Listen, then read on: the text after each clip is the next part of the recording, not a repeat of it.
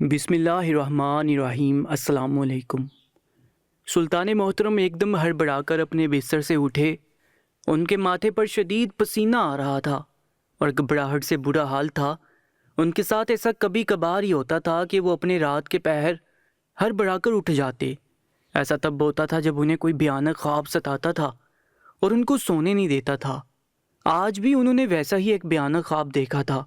سلطان محترم نہ صرف ایک عظیم سلطان تھے بلکہ انہیں سچے خواب بھی آتے تھے، اور انہیں جو بھی خواب رات کے پچھلے پہر آتا تھا اس کی کچھ نہ کچھ وجہ ضرور ہوتی تھی، کیونکہ اگلے ہی دن دربار میں اس طرح کا کوئی نہ کوئی معاملہ پیش آنے والا ہوتا تھا جو انہیں خواب میں دکھایا جاتا تھا۔ ویسے تو وہ ہر پچھلی رات کو اٹھ کر تہجد پڑھ لیا کرتے تھے، مگر آج اچانک سے گھبراہٹ کے مارے ان کی آنکھ کھل گئی تھی۔ انہوں نے کھڑکی سے باہر جھانک کر دیکھا تو بھی اندھیرا پھیلا ہوا تھا۔ شاید تہجد کا وقت قریب تھا۔ وہ اٹھے اور وضو کر کے مصلے پر کھڑے ہو گئے۔ ہمیشہ کی طرح انہوں نے تہجد کے نوافل پڑھنے کے بعد اپنی رعایا کے لیے خاص دعا کی، کیونکہ ہر سلطان کی یہ ذمہ داری ہوتی ہے کہ وہ اپنی سلطنت میں بسنے والے لوگوں کا خیال رکھیں۔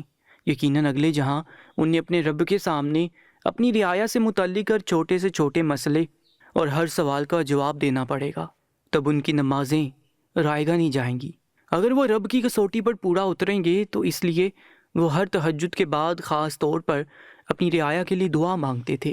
وہ یہ بھی دعا مانگتے تھے کہ آج جو بھی درباری اور جو بھی سوالی ان کے دربار میں آئے، سلطان ان کا مسئلہ تحمل سے، بردباری سے اور انصاف سے حل کر دیں۔ ایسا کبھی ہوا نہیں تھا کہ سلطان کے دربار سے کوئی بھی سوالی خالی لٹایا جاتا، کیونکہ وہ ہر تہجد میں اپنے رب سے یہی دعا مانگتے تھے کہ انہیں عوام کی نظروں میں سرخرو رکھنا۔ اور آج آنے والے خواب نے تو انہیں پریشانی میں مبتلا کر دیا تھا، کیونکہ ایسے خواب تب آتے تھے جب رعایا میں ایک ایسا مسئلہ درپیش ہو جس کا حل نکالنا مشکل ہو، یا جو اتنا سنگین ہو کہ اسے حل کرتے ہوئے بھی بہت احتیاط کی ضرورت درپیش ہو۔ ایسے خطرناک معاملے کے حل میں بھی دشواری پیش آتی تھی۔ بے شک سلطان محترم مضبوط اعصاب کے مالک تھے۔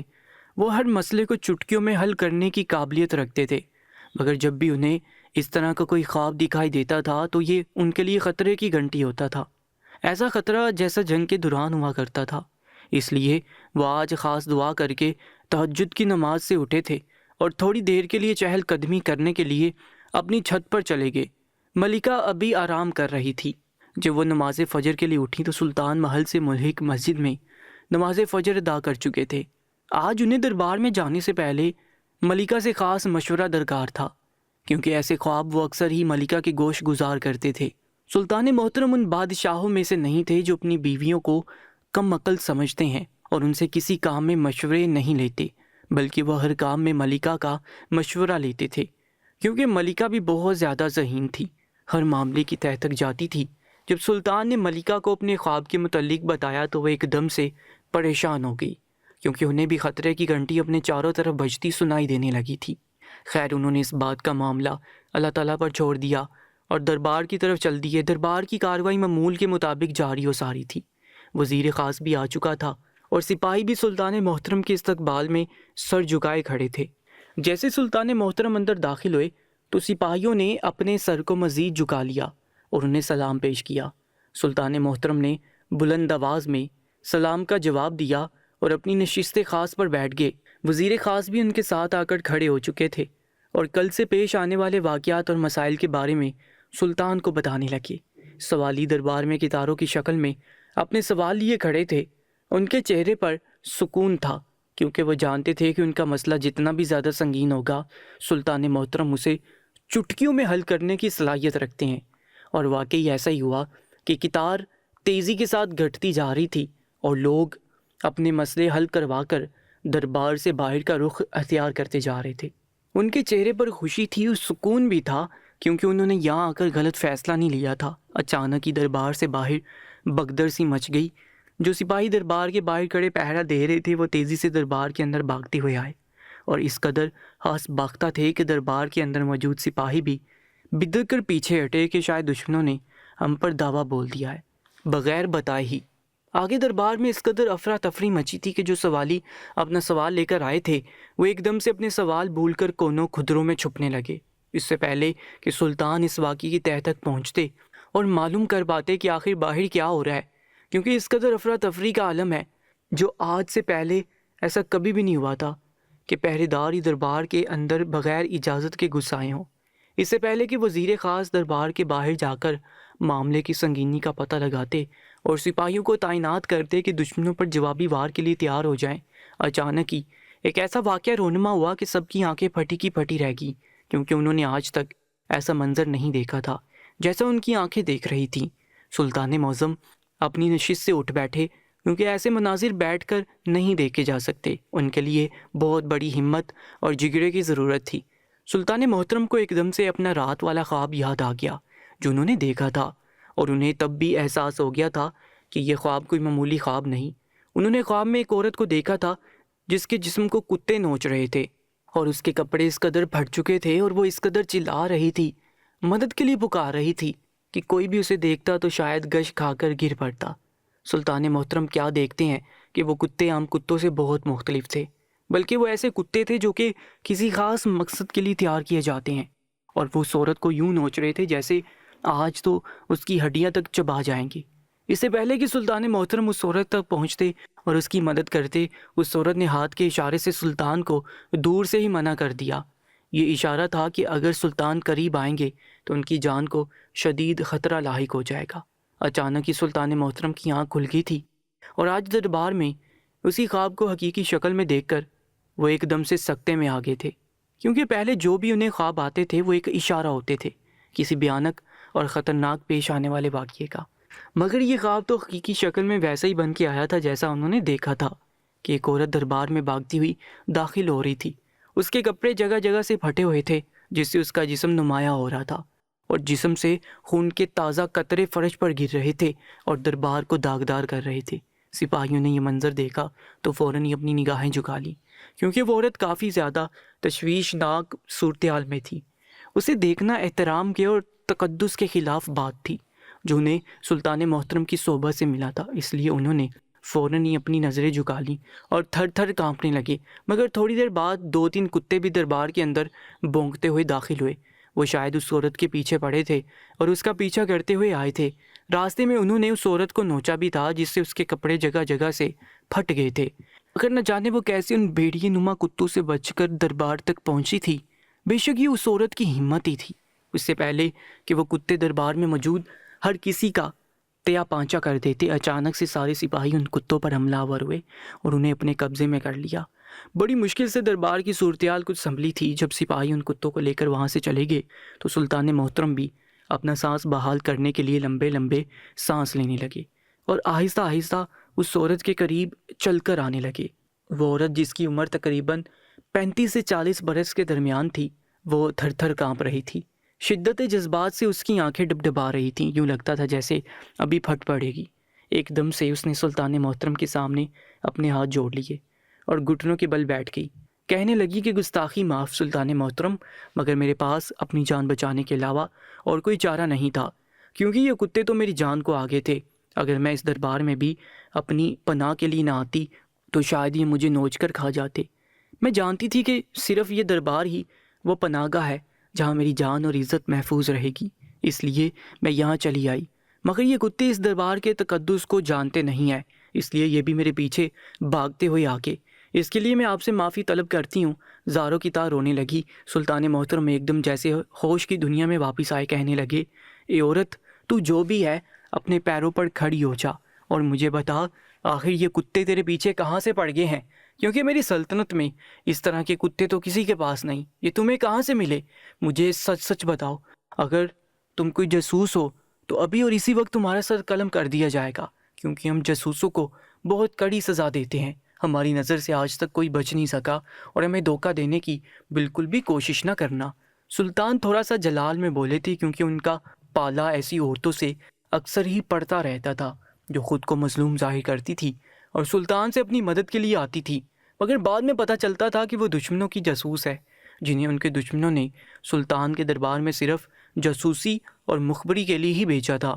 اس لیے سلطان محترم اچھی طرح سے جانتے تھے خود کو ظاہر کرنے والی مظلوم عورتوں کے ہتھ کنڈوں کے بارے میں۔ اس لیے سامنے نظر آنے والی عورت کے ظاہری حلیے سے دھوکہ کھانے کی بجائے وہ اپنی آواز میں جلال پیدا کر کے گویا ہوئے، جس پر وہ عورت مزید آبدیدہ ہوگی۔ کہنے لگی کہ سلطان محترم اس قدر باریک بین ہے کہ معصوم چہرے کے پیچھے چھپے گھنونے نقاب اتارنے میں بہت ماہر ہیں، مگر آپ میری اچھی طرح سے چھان بین کروا سکتے ہیں۔ میرا پورا بچپن اسی شہر کی گلیوں میں بسر ہوا ہے اور میں اسی شہر کی رہائشی ہوں۔ اپنے شوہر کے ساتھ اکیلی رہتی ہوں۔ میرا شوہر اکثر ہی تجارت کے سلسلے میں شہر سے باہر رہتا ہے، مگر آج کل وہ کافی زیادہ مشکوک ہو گیا اور مجھے اذیت پہنچانے کا کوئی بھی موقع ہاتھ سے جانے نہیں دیتا۔ سلطان محترم نے جو پوچھا کہ ان کتوں کا کیا معاملہ ہے جو تمہارے پیچھے پڑے ہیں، تو وہ کہنے لگی کہ یہ سب میرے شوہر کی کارستانی ہے، نہ جانے اس کے دماغ میں کیا خلل آ گیا ہے۔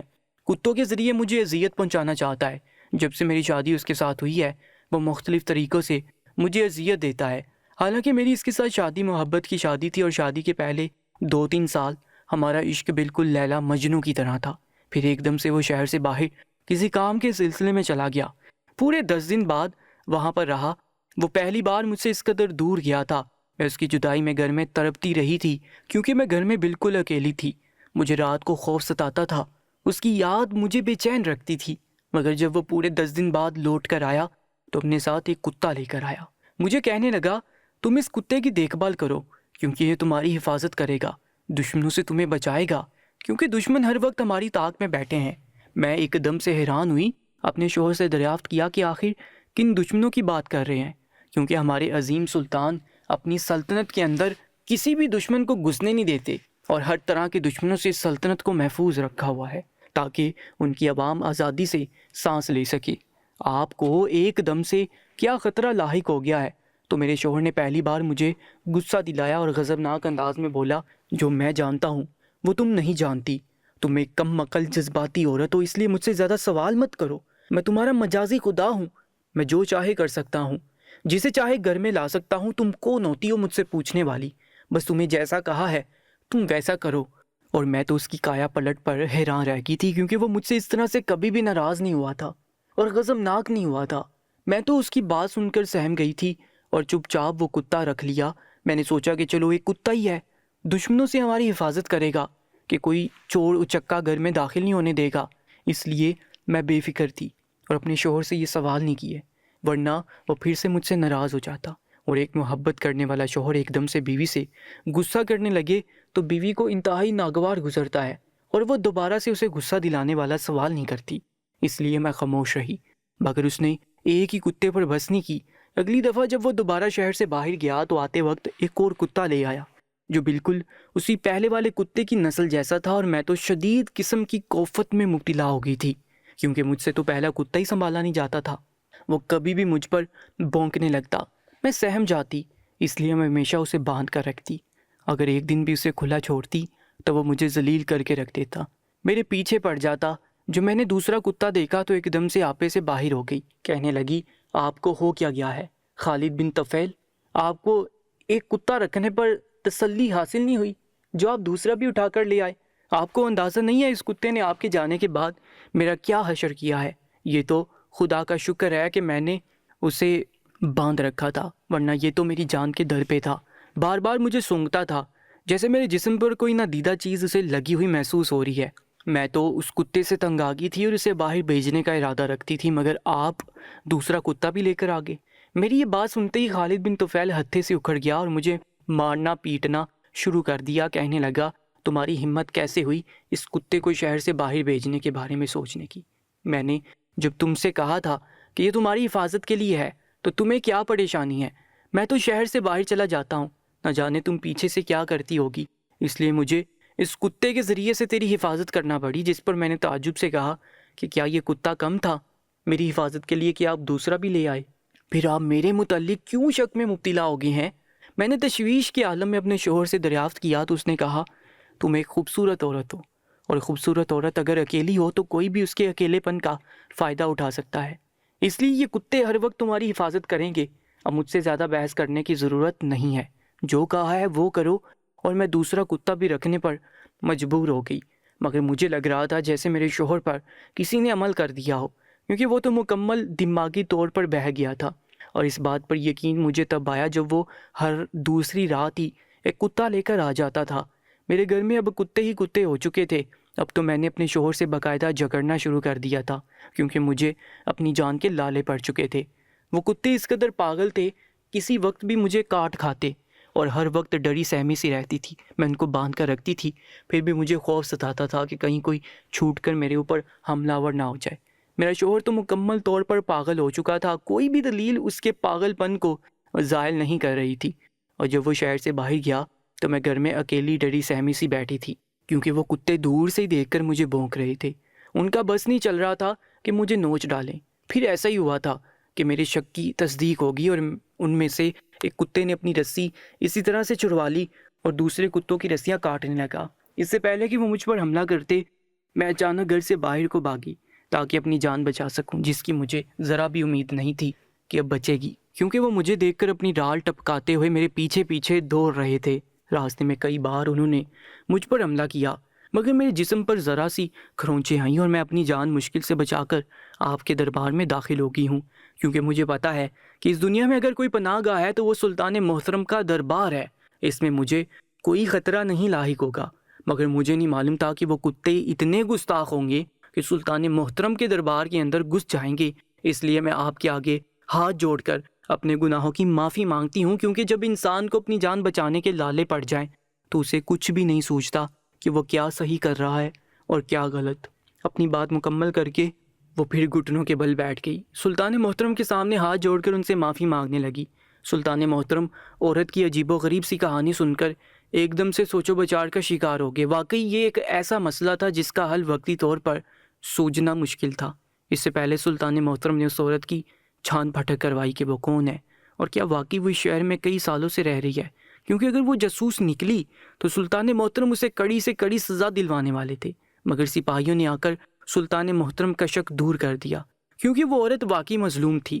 اس کا شوہر لاپتہ تھا اور عورت کے کہنے کے مطابق اس کے شوہر نے آج رات کو پھر گھر میں آنا تھا اور ایک کتا لے کر آنا تھا۔ سلطان محترم نے اس عورت کو کہا کہ تم گھر چلی جاؤ اور اپنے شوہر کا انتظار کرو، اور وہ ایک دم سے گھبرا گئی، کہا کہ مجھے اس ظالم شخص کے حوالے مت کریں، اگر اسے پتہ چل گیا کہ میں نے اس کے کتے بھگا دیے ہیں تو وہ مجھے جیتے جی مار دے گا۔ سلطان محترم نے کہا کہ اس بات کی نوبت ہی نہیں آئے گی، اس لیے تم فی الحال گھر چلی جاؤ، آج ہی تمہارا شوہر اپنے جرم کی سزا پائے گا اور پکڑا جائے گا کہ آخر اس نے ایک معصوم بیوی پر اتنا بڑا ظلم کیوں کیا اور کیوں اسے دربدر کر کے رکھ دیا۔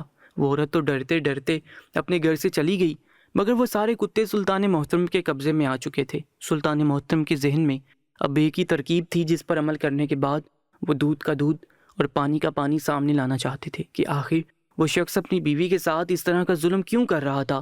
اگر تو وہ واقعی کوئی پاگل تھا تو اس کا علاج کروایا جائے، مگر اگر وہ یہ سب کچھ جان بوجھ کر اپنی بیوی کو تنگ کرنے کے لیے کر رہا ہے تو اسے کڑی سے کڑی سزا دی جائے، کیونکہ اس ریاست میں کسی کو بھی کسی دوسرے انسان پر ظلم و زیادتی کرنے کی اجازت ہرگز نہیں تھی۔ اسی رات اپنے منصوبے اور تدبیر کے تحت سلطان محترم نے اپنا حلیہ ایسا بنا لیا کہ دیکھنے سے یوں لگتا تھا جیسے وہ کوئی فقیر ہو۔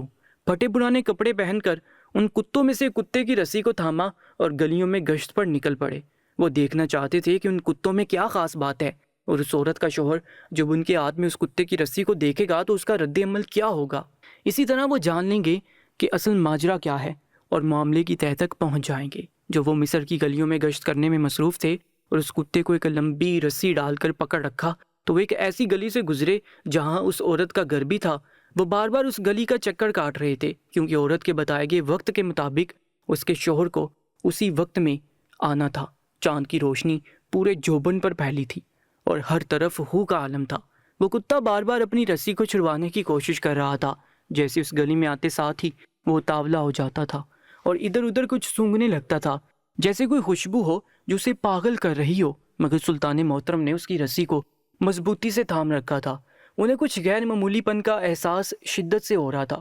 ان کی چھٹی حس کسی ایسی انہونی بات کا احساس دلا رہی تھی جسے جاننے کے بعد شاید کوئی بھی اپنے ہاس کھو بیٹھتا، مگر سلطان محترم نے خود کو ہرانے والی صورتحال کے لیے تیار کر لیا تھا۔ انہوں نے اپنی زندگی میں بہت ساری انہونی باتیں اور انہونے واقعات دیکھ رکھے تھے، اس لیے وہ ہر صورتحال کے لیے تیار تھے، مگر انہیں علم نہ تھا کہ وہ اس عورت کا مسئلہ حل کرتے کرتے خود کس قدر جوخم میں گرفتار ہونے والے تھے، کیونکہ یہ ایک ایسا جال تھا جس میں وہ خود ہی پھنسنے والے تھے، کیونکہ وہ کتے عام کتے نہیں تھے اور نہ ہی وہ عورت ویسی تھی جیسی نظر آتی تھی۔ یہ سب ایک چال تھی جس میں سلطان محترم بری طرح سے پھنسنے والے تھے، کیونکہ وہ بالکل اکیلے تھے، ان کے ساتھ کوئی سپاہیوں کی فوج نہ تھی، اور یہی تو منصوبہ تھا اچانک ہی سلطان محترم کو شدت سے اس بات کا احساس ہوا کہ وہ کس قدر بے وقوفی کر بیٹھے ہیں، کیونکہ جیسے ہی انہوں نے پیچھے مڑ کر دیکھا تو ان کے پیروں تلے سے زمین سرک گئی، کیونکہ ایسا تو انہوں نے سوچا تک نہ تھا، کیونکہ جس رسی کے ساتھ وہ کتا بندھا ہوا تھا اس رسی کے ساتھ تو سلطان محترم سے ایک بہت بڑی غلطی ہو گئی تھی، جس کا خمیازہ شاید پوری سلطنت کو بھگتنا پڑے گا۔ اچانک ہی کال کوٹھی کا دروازہ کھلا اور روشنی اندر داخل ہوئی، مگر روشنی کے ساتھ ایک ہیولا سا بھی تھا۔ ایک سیاہ چہرے میں ملبوس نسوانی وجود بھی اندر داخل ہو چکا تھا۔ وہ بھی کھلکھلا کر ہنس رہی تھی، جیسے اس کا تیر ٹھیک نشانے پر جا لگا ہو، کیونکہ جس عورت کو سلطان محترم مظلوم اور بے بس سمجھ رہے تھے وہ عورت ایک بہت بڑی چال باز نکلی۔ وہ ان کے سب سے بڑے دشمن خاقان ابن مجیب کی اہلیہ تھی، جسے خاقان نے ہی مصر سے بھیجا تھا تاکہ مصر کے اندر رہ کر بھی وہ ایک ایسی چال چلے کہ سلطان بالکل بے بس ہو جائیں اور اپنے ہی ملک میں قید ہو جائیں، اور اس کے بعد خاقان ان پر اپنی پوری فوج کے ساتھ حملہ آور ہو جائے۔ اس کے لیے خاقان ابن مجیب کی بیوی نے کچھ عرصہ مصر میں اس گھر کی تلاش میں گزارا جہاں ایک ایسی عورت رہتی ہو جو بالکل تنہا ہو، جس کے آگے پیچھے کوئی نہ ہوتا۔ اس عورت کو راستے سے ہٹا کر وہ اس کی جگہ اس کے گھر پر قبضہ کر سکے اور پھر سلطان کو دھوکے اور فریب سے اپنے گھر تک اکیلے لا سکے تاکہ ان پر حملہ کرنا آسان ہو جائے، کیونکہ اس کے نزدیک اکیلا سلطان بھلا کیا کر سکتا تھا۔ اس لیے اس نے چند کتوں کا سہارا لیا۔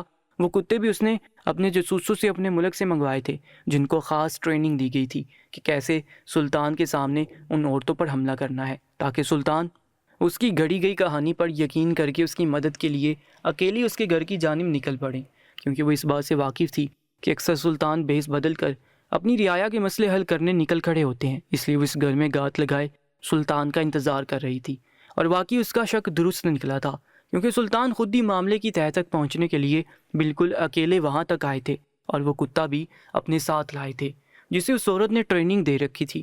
اس لیے جیسے سلطان اس گلی میں داخل ہوئے، اس کتے نے مخصوص آواز نکالنی شروع کر دی اور گلی میں ہی بیٹھ کر چھپ کر دشمنوں کو اطلاع مل گئی کہ سلطان یہاں آن پہنچے ہیں۔ اس لیے انہوں نے سلطان کو اچک لیا اور اسی گھر میں لا کر ایک کال کوٹری میں بند کر دیا۔ سلطان محترم جو ابھی تک بالکل ہی ساکت سے تھے، ان کا ذہن کوئی بھی سوچنے سے قاصر تھا، ایک دم سے جیسے ہوش کی دنیا میں آئے تھے اور انہیں اس بات کا احساس ہوا کہ وہ کیا کر بیٹھے ہیں۔